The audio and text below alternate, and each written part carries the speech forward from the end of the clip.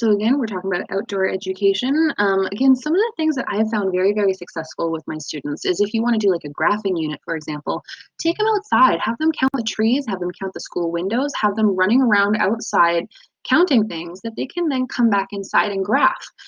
This works in the older grades for graphing, but it can also work very, very well for younger students who just need to count. If they need to count trees, count the trees in a cluster.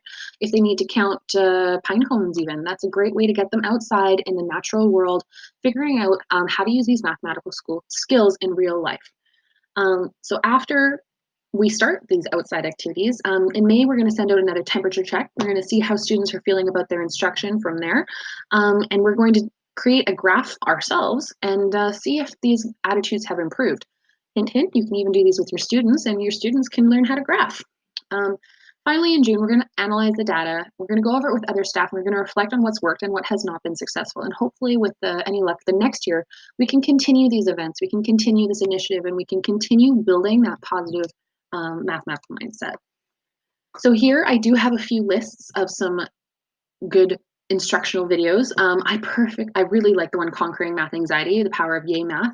Robert Hadout, he is a high school teacher and he turns his math classes into a game. He dresses up, he like has puppets, and this is in a high school class. He loves getting kids involved. He gets them excited. And honestly, if I were in his class, I would have loved every minute of it.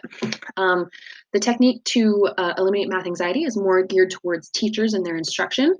Same with the 2 classroom strategies to reduce students' anxieties. Now, this last video here, you can actually watch with your students and you can talk about how math anxiety is a thing in your classroom, and you can talk about how students can work on their social emotional learning to get over those fears.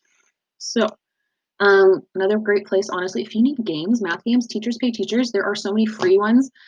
There are lots of paid ones as well. Sometimes you can just go online and get an idea for it though. And if you have the time, you can build it yourself. Let's face it, not all of us do. But so many board games, bingo games, math games that you can play. Another great place that I go to is Pinterest. I particularly like Pinterest because if I want to include like math in a gym class, for example, I can look up these like kinesthetic games that I can do in my class or in the gym.